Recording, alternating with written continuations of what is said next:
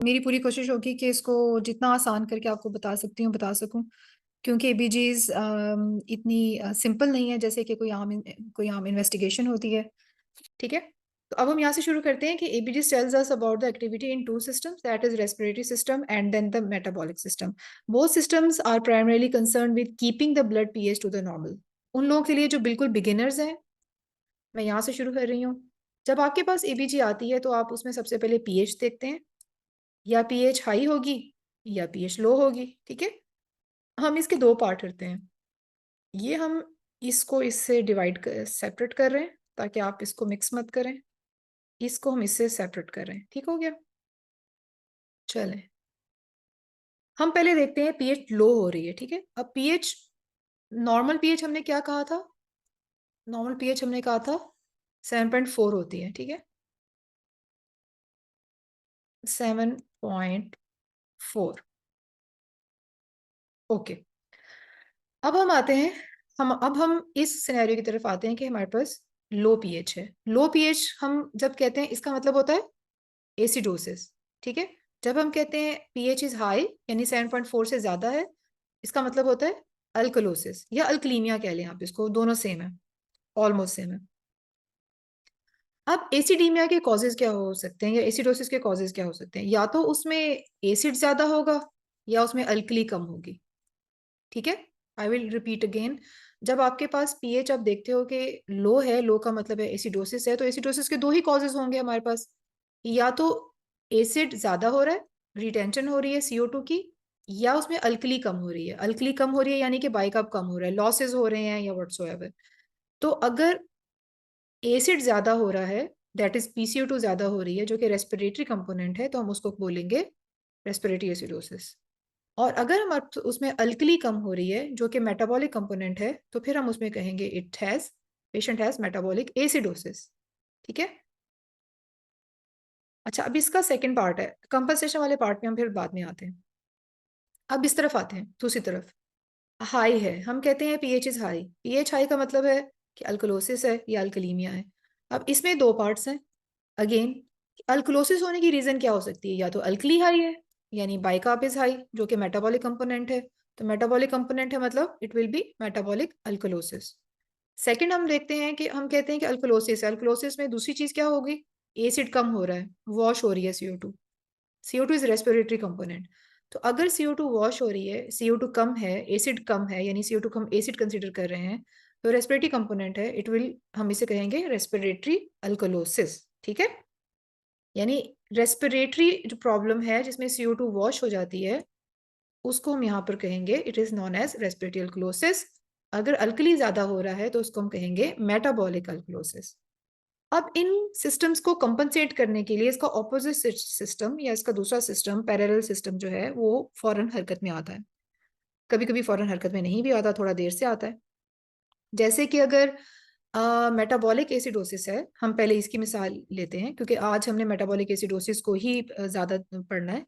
तो metabolic acidosis है let's say, तो उसकी जो कंपनसेशन होगी वो रेस्पिरेटरी कंपनसेशन होगी। अब रेस्पिरेटरी कंपनसेशन कैसे होगी? अब में से लिखा हुआ तो नजर आ रहा है आपको, इसका मतलब क्या है? कोई मुझे बताए यहाँ पर, अगर आपको चैट बॉक्स में कोई बताना चाहे, ऐड करना चाहे। मेटाबॉलिक की कंपनसेशन हमेशा रेस्पिरेटरी होगी। ठीक है, पहली बात। एसिडोसिस की कंपनसेशन हमेशा हमेशा अल्कलोसिस से होगी। अब आते हैं CO2 की तरफ। अगर CO2 बॉडी में ज्यादा हो रही है यानी रेस्पिरेटरी एसिडोसिस हो रहा है, तो इसका ऑपोजिट क्या होगा? रेस्पिरेटरी का ऑपोजिट होगा मेटाबॉलिक, और एसिडोसिस का ऑपोजिट होगा अल्कलोसिस। यानी अगर बॉडी में CO2 ज्यादा हो रही है तो उसको कंपनसेट करने के लिए अल्कली को ज्यादा होना चाहिए। Got it? इसमें अगर अल्कली कम हो रही थी तो रेस्पिरेटरी एसिड को कम होना चाहिए था। अब यहाँ पे आते हैं हम अल्कलोसिस की तरफ। लो PCO2 है, ठीक है, यानी कि हमने कहा कि रेस्पिरेटरी अल्कलोसिस है, CO2 वॉश हो गई यानी एसिड वॉश हो गया, एसिड एसिड वॉश हो रहा है, तो हम कहेंगे रेस्पिरेटरी अल्कलोसिस है। रेस्पिरेटरी अल्कलोसिस है तो उसका कंपनसेट कैसे होगा? लिखा हुआ है सामने कि रेस्पिरेटरी कंपोनेंट को मेटाबॉलिक कंपोनेंट काउंटरैक्ट करेगा, अल्कलोसिस को एसिडोसिस काउंटरैक्ट करेगा। यानी क्या होगा इसमें? अब मुझे यहाँ लिखा नहीं हुआ, आप लोग बताएं यहाँ क्या होगा। आप लोगों ने ये याद रखना है कि इसमें दोनों एक ही डायरेक्शन में दोनों चीजें एक ही डायरेक्शन में जाएंगी। लेट्स से हम यहाँ कहते हैं CO2 कम होती है तो उसी कंपनसेशन में बाइकअप को कम होना चाहिए। यहाँ हम कहते हैं कि बाइकअप ज्यादा है, ये क्या था, हाई अल्कलीमिया। ओके, यहाँ पे हम कहते हैं मेटाबॉलिक अल्कलोसिस है, बाइकअप ज्यादा है तो उसकी कंपनसेशन में CO2 को ज्यादा होना चाहिए। जब आपके पास APGs के ऊपर मेटाबॉलिक एसिडोसिस आ गया है तो उसके बाद आप उसमें कंपनसेशन देखते हो, कंपनसेशन है कि नहीं, और उसके बाद आप उसमें एनाइन गैप देखते हो कि नॉर्मल है या रेज्ड है, फिर आप उसमें delta gap, delta ratio, delta delta, ये सारी चीजें एक ही जैसी हैं, एक ही चीज है ये देखते हो। आप ऑस्मोलैरिटी और ऑस्मोलर गैप देखते हैं। हम यहाँ से शुरू करते हैं। आज हमारा है मेटाबॉलिक सिस्टम और ABGs, तो हम मेटाबॉलिक सिस्टम की डिरेंजमेंट्स को लेके शुरू करेंगे। अब आपके पास दो चीजें हैं, आज हम कर रहे हैं मेटाबॉलिक एसिडोसिस, यानी मेटाबॉलिक सिस्टम को लेके चल रहे हैं, जिसमें मेटाबॉलिक एसिडोसिस भी आएगा और मेटाबॉलिक अल्कलोसिस भी आएगा, ठीक है। अगर कोई रेस्पिरेटरी कोई कंपोनेंट आ गया तो हम उसको एड्रेस कर लेंगे, नहीं तो हमारा आज का लेक्चर इसी के ऊपर है। अब यहाँ पे क्या देखना होता है, जब आप ये डिसाइड कर लेते हैं कि ये मेटाबॉलिक एसिडोसिस है तो आपने उसके बाद उसकी कंपनसेशन देखनी होती है। कंपनसेशन किस चीज से होगी, हमने पहले ही कहा था कि कंपनसेशन होती है PCO2 से, ठीक है। तो अब आपने ये देखना होता है कि ये कितना कंपनसेटेड है। यहाँ पे मैं एक चीज वाजे कर दूं कि अब आप लोगों की जो लेटेस्ट उसमें चल रहा है वो ये है कि we don't use the term like कि ये मेटाबॉलिक एसिडोसिस है and it is partial compensated, full compensated और अनकंपनसेटेड, नॉन कंपनसेटेड। अब हम ये टर्म यूज नहीं करते, ठीक है। अब हम ये टर्म यूज करते हैं, या तो हम कहते हैं metabolic acidosis and respiratory alkalosis, हम इस तरह बोलते हैं, यानी उसी कंपनसेशन वाले मैकेनिज्म के लिए हम ऐसे इस तरह से टर्म यूज करते हैं, ठीक है। या हम बोलते हैं metabolic acidosis super imposed with respiratory alkalosis. तो लेट्स स्टार्ट हियर। जब आप मेटाबॉलिक एसिडोसिस कंपनसेशन निकालेंगे तो अभी मैं आपको उसका फार्मूला शेयर करूंगी और मैं मेटाबॉलिक अल्कलोसिस की कंपनसेशन का भी फार्मूला शेयर करूंगी जो कि नेक्स्ट स्लाइड्स में आएगा। लेकिन अभी सिर्फ इतना काफी है कि जब आपका 1 मिली मोल ऑफ बाइकार्ब डिक्रीज होता है तो उसके पीछे PCO2 को 1.25 के अराउंड डिक्रीज होना चाहिए एज ए कंपनसेशन। सेम इसी तरह जब मेटाबॉलिक अल्कलोसिस होता है, यानी इसमें बाइकार्ब ज्यादा होता है तो CO2 को ज्यादा होना चाहिए। तो ऐसा होता है कि for every 1 millimole of bicarb 0.75, there is 0.75 rise in PCO2। Anion gap होता क्या है, आपको पता है आपकी बॉडी में दो तरह की हैं, प्लाज्मा में, सीरम में आपके दो तरह के आइंस हैं, लाइक कैट आइंस हैं और एनाइंस हैं, पॉजिटिव चार्ज नेगेटिव चार्ज हैं, ठीक है। ये प्लाज्मा में नजर आने वाले जो हैं कैट आइंस, ठीक है। अब लेटेस्ट गाइडलाइंस में ये है कि वो कहते हैं कि आप पोटाशियम को भी इसमें से आउट कर दें। पहले हम एनाइन गैप कैलकुलेट करते थे तो हम पोटाशियम को ऐड करते थे, लेकिन अब ये है कि अब वो सिर्फ सोडियम को लेते हैं इसमें, ठीक है। चलें जी, ये हैं आपके कैटाइंस, प्लस प्लस प्लस, ये हैं आपके नेगेटिवली चार्ज आइंस जिनको हम एनाइंस कहते हैं। अब इन दोनों जगहों पर ना कुछ ऐसे होते हैं जो अनमेयर्ड होते हैं, जैसे इसमें ये वाला पार्ट है अनमेयर्ड और इसमें ना ये वाला पार्ट है अनमेयर्ड। अब आप पूछोगे कि इसमें एनाइन गैप कौन सा है, तो एनाइन गैप बेटे पता है कौन सा है, इसमें ये वाला एनाइन गैप है, दिस इज एनाइन गैप। ये जो ये वाले एनाइंस हैं, ये देखें, ये तो यहाँ पे क्लोराइड हो गया इतना 104, ये बाकी जो बचा ये 24 बाइकार्ब हो गया। ये वाला पार्ट जो यहाँ कोइंसाइड कर रहा है और ये वाला पार्ट जो कि यहाँ तक, यानी कि सोडियम जहां तक जा रहा है, ठीक है, ये वाला part this is known as anion gap. जो सोडियम यहाँ तक जा रहा है और बाइकार्ब यहाँ तक, जो इन दोनों के बीच में ये हिस्सा है ना, इसको हम कहते हैं एनाइन गैप। ये नॉर्मली एग्जिस्ट करता है और हमें पता है इसकी नॉर्मल वैल्यू क्या होती है, कोई बताए इसकी नॉर्मल वैल्यू क्या होती है। 8 से लेके 12 तक होती है मिली इक्वल। एनाइन गैप जो है बेसिकली जो हमने देखा है that is unmeasured anions and unmeasured cations, ठीक है। अनमेयर्ड है ना, ये देखें, ये अनमेयर्ड है, हमें इनका नहीं पता ये कितना है, तो इसके और इसके बीच में, ठीक है, ये इसके और इसके बीच में जो ये गैप आ रहा है, इस अनमेयर्ड कैटाइन और इस अनमेयर्ड एनाइन के बीच में जो गैप है, इसको हम एनाइन गैप कहते हैं। हमारे पास फार्मूला क्या है, आपको सबको मालूम है, फार्मूला ये है। और दूसरा अनकॉमन ऑल्टरनेटिव ये कि आप उसमें पोटाशियम को ऐड करें, और ये नॉर्मल एनाइन गैप है। अब इसमें क्या हो रहा है कि ये देखिए, ये तो बराबर है, लेकिन हो क्या रहा है कि इसमें बाइकार्ब कम हो रहा है। और बाइकार्ब की कमी को, यानी इस इलेक्ट्रिकल न्यूट्रलिटी को न्यूट्रल रखने के लिए या उसको मेंटेन रखने के लिए क्लोराइड शिफ्ट ज्यादा हो जाएगी। ठीक है, यहाँ पे 104 था नॉर्मल इसकी वैल्यू थी, या नॉर्मल वैल्यू होती है, तो ये इंक्रीज हो जाएगा। ये कंपनसेटरी मैकेनिज्म है, एक दूसरे के कंपनसेशन है। ये मेटाबॉलिक एसिडोसिस है, लेकिन इसमें क्या है, इसको हम कहते हैं हाइपर क्लोरीमिक, क्योंकि इसमें क्लोराइड आयन ज्यादा हो गया है। हाइपर क्लोरीमिक मेटाबॉलिक एसिडोसिस कहते हैं। ठीक है, ये जस्ट एक मिसाल है। नेक्स्ट चलते हैं। ये इसका एनाइन गैप है, ये नॉर्मल है। Now this is what we call is elevated gap. ये हमारा नॉर्मल एनाइन गैप है, जिसकी रीजंस अलग होती हैं। ये हमारा हाई एनाइन गैप है, या इसको एलिवेटेड एनाइन गैप भी कहते हैं। आप ये देख सकते हैं कि इसने इसको पुश डाउनवर्ड किया है। ठीक है, इट हैज पुश्ड, यहाँ पे जो हमारे पास बहुत सारे एसिड्स प्रोडक्शन हो गई थी, उसने बाइकार्ब को पुश डाउन किया है, और पुश डाउन करने की वजह से बाइकार्ब डिक्रीज भी है। और ये, अब आप इसका डिफरेंस देखें, हम मैं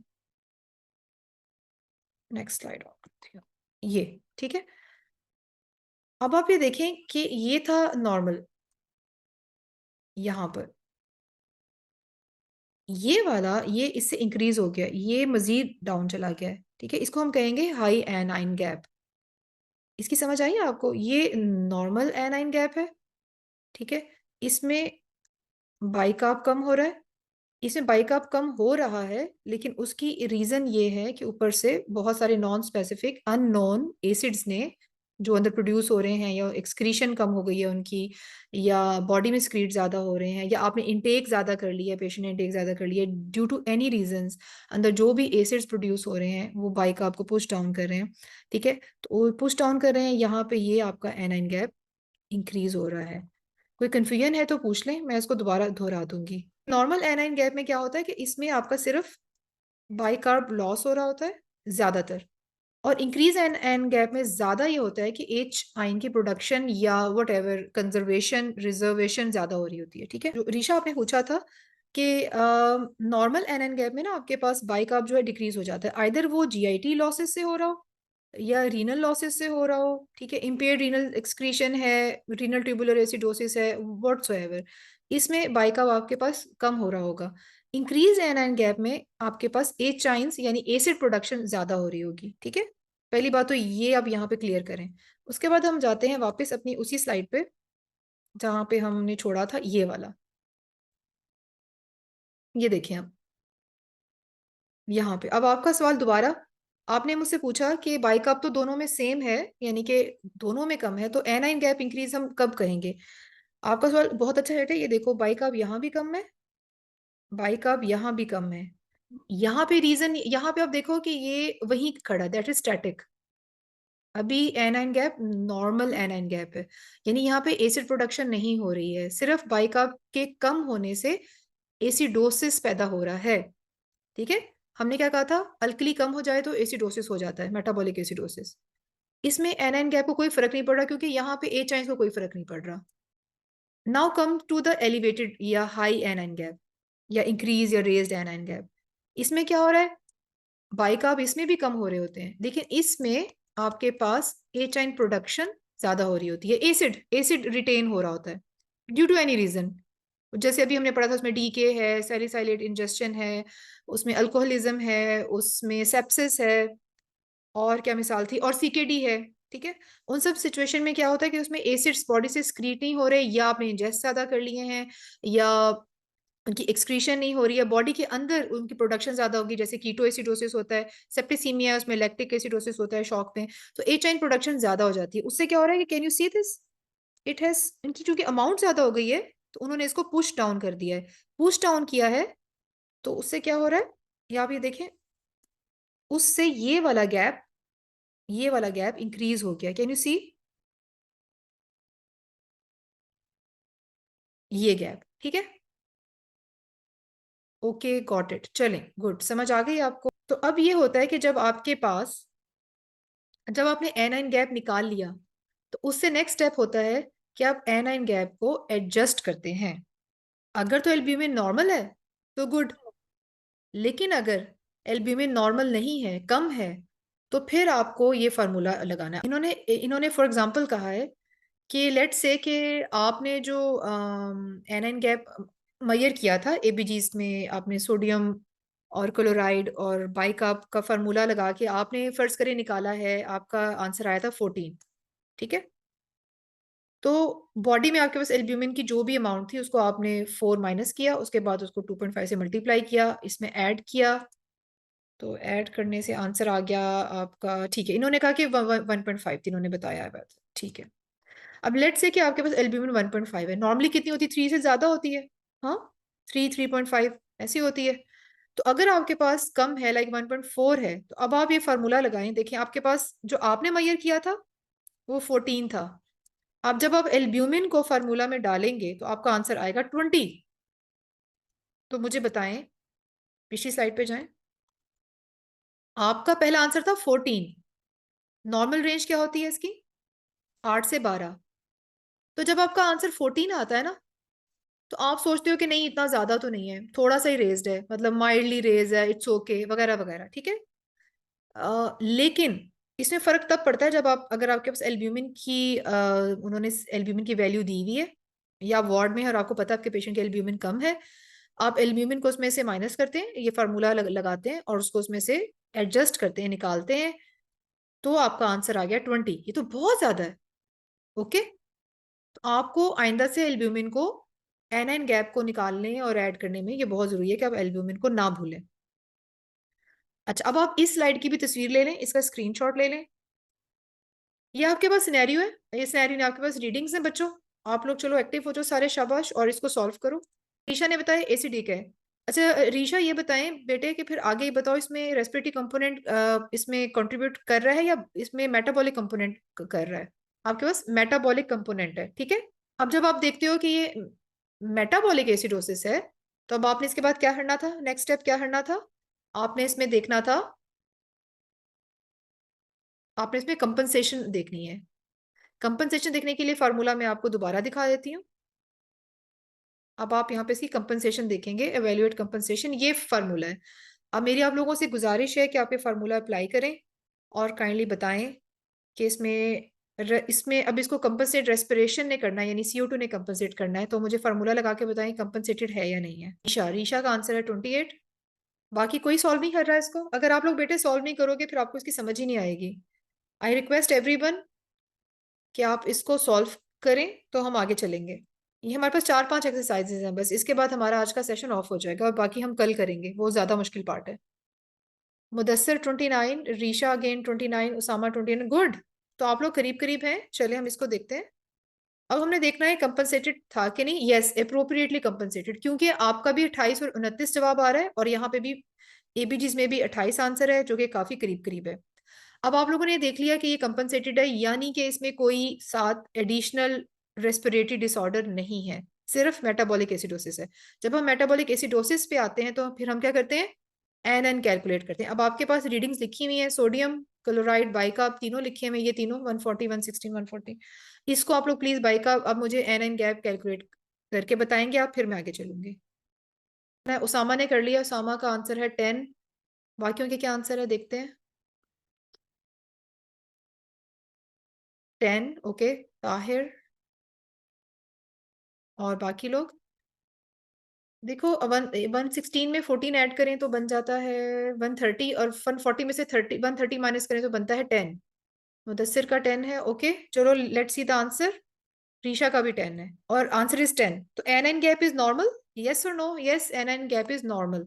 अब हमने एन एन गैप निकाल लिया, तो इसका मतलब है हमारा सिंपल डिसऑर्डर बड़ा सिंपल सा है, थैंक गॉड इसमें कोई कॉम्प्लिकेशन नहीं थी। आपका सिंपल आंसर है, it is normal anion gap metabolic acidosis. ये बड़ी आसान सी मिसाल थी। ठीक है, अब हम नेक्स्ट पे जाते हैं जी, इसको सॉल्व करें, शाबाश। आपके पास सबसे पहले इसमें पीएच क्या है, पीएच है आपकी एसिडीमिया। अब आपने ये देखना है, अपने CO2 चेक करनी है, CO2 उसके साथ जा रही है कि नहीं जा रही।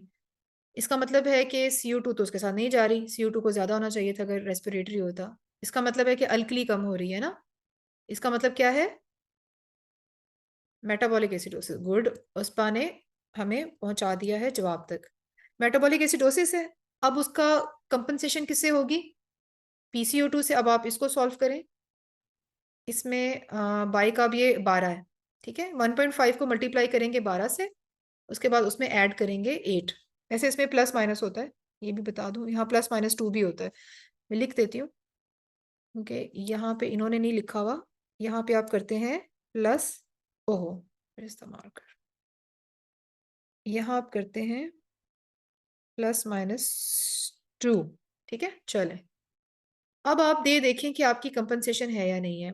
26, 26, 26, 26, ओके। 24 आंसर है, स्लाइटली ज्यादा है, हम इसको माफ कर सकते हैं, हम इसको कह सकते हैं कि रेस्पिरेटरी एसिडोसिस है, लेकिन हम चूंकि हमने ये कहा कि +-2 है, तो इसका मतलब कंपनसेटेड है। 26 है ना, तो हम 24 +-2 हो जाएगा, तो इसका मतलब है कि ये अप्रोप्रिएटली कंपनसेटेड है। नेक्स्ट स्टेप है हमारा एनाइन कैलकुलेट करना, एनाइन गैप कैलकुलेट करना।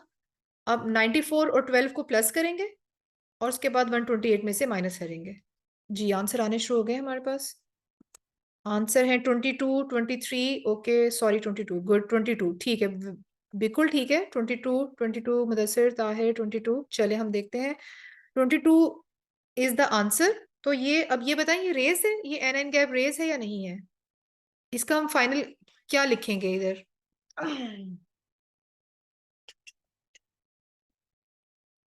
जी, अब ये क्या, अब ये अभी इस डिसऑर्डर को हम क्या नाम देंगे? एलिवेटेड गैप, ठीक है। हम इसे कहेंगे हाई एनाइन गैप या elevated A9 gap metabolic acidosis. Good हो गया, तो यहां तक सबको समझ आ गई, ठीक है। चलिए नेक्स्ट चलते हैं, हम इसको सॉल्व करेंगे।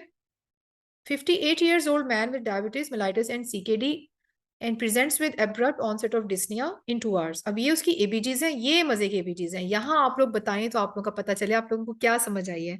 आज मैंने यही सेशन अपनी अपने पीजीआर्स के साथ भी लिया था।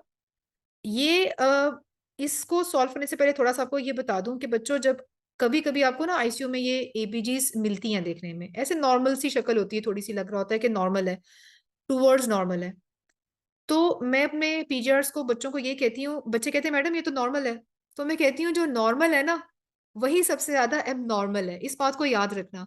एबीजीज में अगर आपको PCO2 भी डिरेंज मिल रही है और बाइकार भी डिरेंज मिल रहा है, लेकिन पीएच नॉर्मल है या नियरली नॉर्मल है, तो इसका मतलब है कि सब खराब है।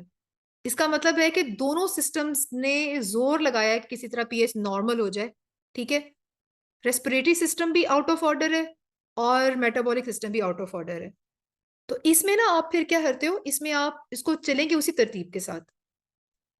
जी क्या सवाल है? Metabolic acidosis with over compensated. चलो बेटे हम देखते हैं ये क्या है, आपने लगता है सॉल्व कर लिया है। ये कौन है? उसामा ने सॉल्व कर लिया है। चलें, अब आपके पास ये लिखा हुआ है, अब आप इसको सॉल्व करें। मैं आपको थोड़ी सी हेल्प कर देती हूँ। हेल्प में ये कर देती हूँ कि आपको ये हिंट दे देती हूँ कि आपने ये देखना है कि पीएच मोर टूवर्ड्स क्या है। हमने कहा था 7.4 नॉर्मल होती है, तो ये मोर टूवर्ड्स क्या है? 29 इज एक्सपेक्टेड। उसामा और सहरिश हमसे बहुत आगे जा रहे हैं। पहले आप ये बताएं कि ये है क्या, पहले ये बताएं ये पीएच अल्कलोसिस है या एसिडोसिस है? चैट बॉक्स में बताएं। उसामा, सहरिश, रीशा कहाँ गई? रीशा, ये बताएं कि ये क्या है? Alkalosis, okay good. चलो देखते हैं क्या है। It is alkalosis. अब आपने ये देखना है कि ये कौन सा अल्कलोसिस है, मेटाबॉलिक है या रेस्पिरेटरी है, यहां बताएं जरा, अब पता चलेगा। अच्छा मुदस्सिर अल्कलोसिस, ठीक है। उसामा अल्कलोसिस है। चलें, अब नेक्स्ट स्टेप में आपने क्या देखना था? आपने देखना था कौन सा कंपोनेंट इसमें इन्वॉल्व है। CO2 वॉश हुई हुई है, 7.47 pH है, तो हम इसको फिलहाल ये कंसीडर करेंगे। यस उसामा बिल्कुल ठीक है, ये हमारा रेस्पिरेटरी अल्कलोसिस, हम फिलहाल इसको ये लेबल करेंगे, ठीक है।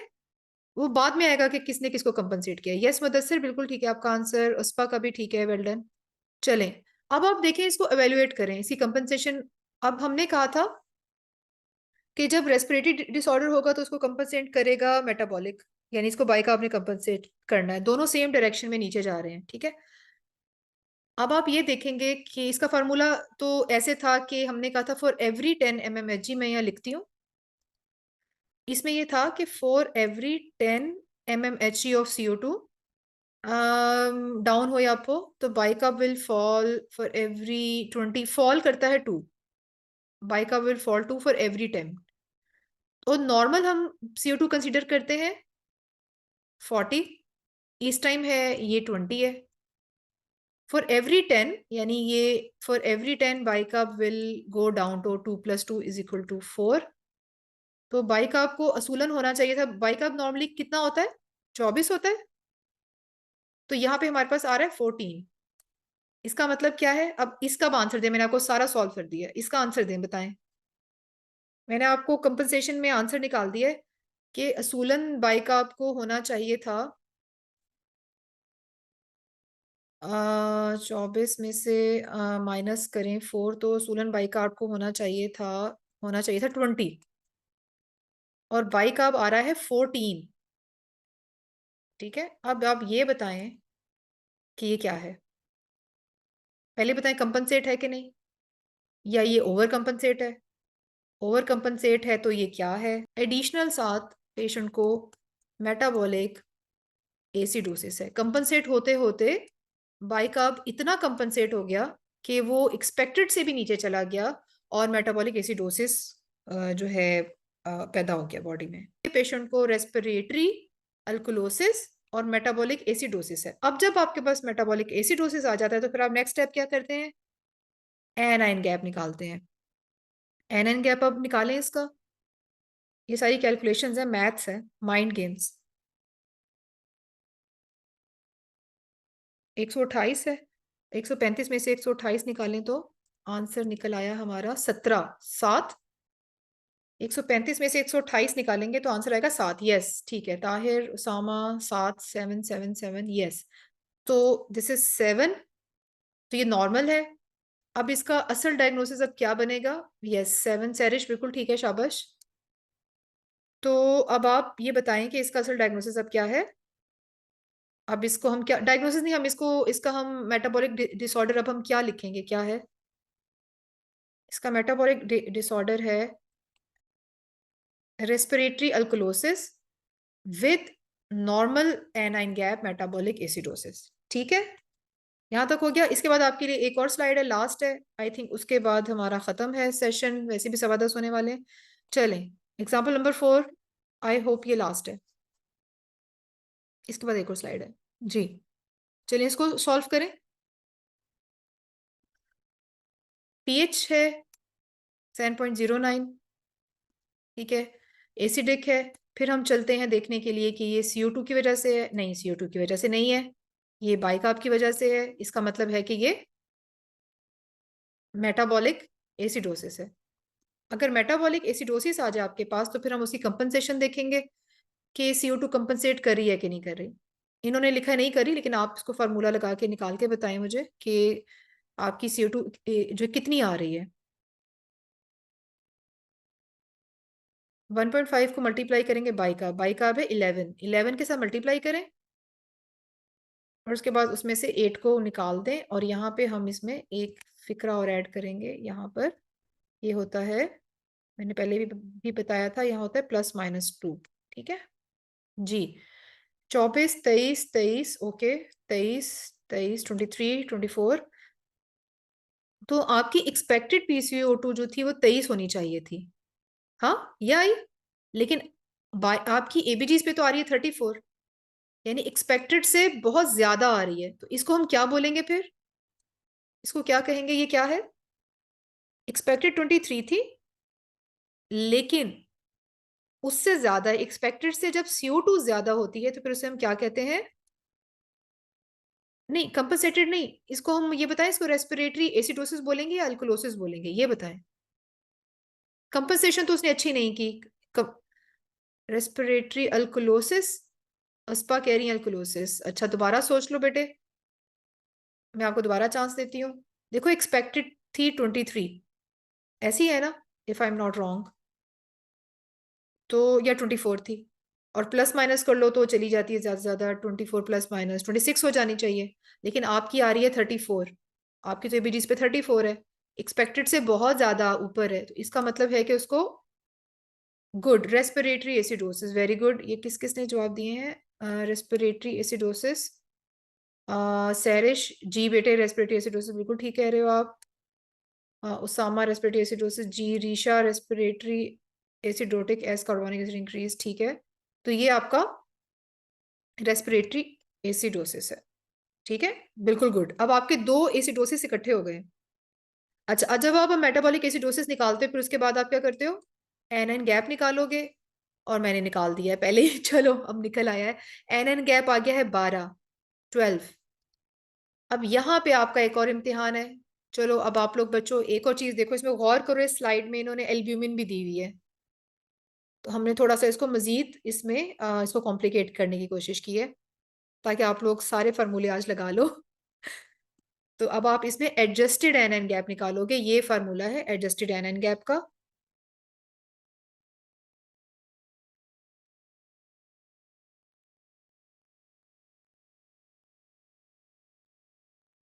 जी, ये एडजस्टेड एन गैप का फार्मूला है।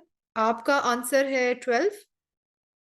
आपने 2.5 और को मल्टीप्लाई करना है 4 - 2, आपके पास एल्ब्यूमिन आ रही है 2। इसका आंसर अब आप मुझे बताएंगे कि असल आंसर क्या है। असल आंसर है 18, 17, ओके, 18, 17, ठीक है, 17, ठीक है। हम देखते हैं आंसर क्या है, इट इज 17। तो पहले क्या आया था आपका, जब आपने एल्ब्यूमिन को भी इसमें ऐड वगैरह नहीं किया था, तो आपका आंसर आया था 12।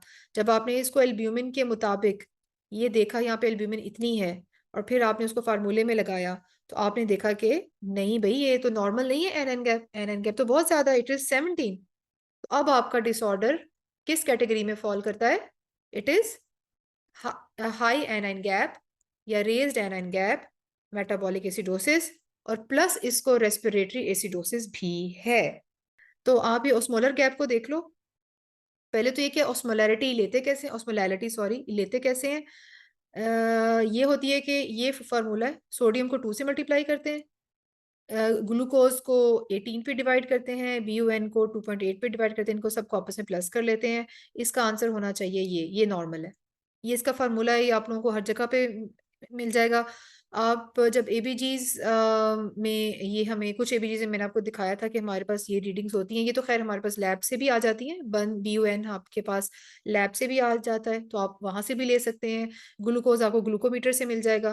तो आपको अगर कोई ऐसी डिजीज है जिसमें आपको ऑस्मोलैरिटी के ऊपर डाउट है, लाइक हाइपरओस्मोलर नॉन कीटोटिक कोमा होता है, आपको आपको SIDH में, आपको डायबिटीज इंसिपिडिस में, आपको इस तरह की सिचुएशंस में ऑस्मोलैरिटी चाहिए होती है, आपने देखनी थी सीरम ऑस्मोलैरिटी कितनी है, तो उसमें हम ऑस्मोलर गैप, उसमें हम ये प्लाज्मा ऑस्मोलैरिटी लेते हैं, ठीक है। और इसके बाद मैं आपको इससे पिछली स्लाइड दिखाती हूँ, ये वाली, ये हमारा वही है फार्मूला, मैंने इस तरह लिखा हुआ है। ओस्मोलर गैप होता है कि फिर हम इसमें ना ओस्मोलर गैप भी लेते हैं। ओस्मोलर गैप क्या होता है कि जो आपने कैलकुलेट की है, जैसे अभी हमने कैलकुलेट की है फार्मूला लगा के, ठीक है, उसे कहते हैं कैलकुलेटेड। और जो आपने लैब से चेक करवाई है, आपने सैंपल लेके लैब भेजा, लैब वालों ने अपनी मशीन में डाला और वहां से उसको मेजर किया, उसमें और जो आपकी कैलकुलेट की हुई ऑस्मोलैरिटी में जो डिफरेंस होता है उसको कहते हैं ओस्मोलर गैप। इसका फायदा क्या है, is useful to risk assess the potential presence of methanol or ethylene glycol when these are not readily available. Normal osmolar gap के कितना होता है, it should be less than 10। और हम एक और टर्म है ये आपके, ये ना ये सब कुछ आपके एग्जाम में काम आएगा, डबल गैप, ओस्मोलर गैप। अच्छा, और फिर अब हम जब ओस्मोलर गैप भी प्रेजेंट हो, यानी अगर ये फर्ज करें 10 से ज्यादा हो, तो फिर हम इसे कहेंगे डबल गैप, के मेटाबॉलिक एसिडोसिस जो कि हाई एनाइन गैप हो, और प्लस उसमें ओस्मोलर गैप भी रेज हो, ये तीन चीजें इकट्ठी हो तो हम उसे कहते हैं डबल गैप, ठीक है।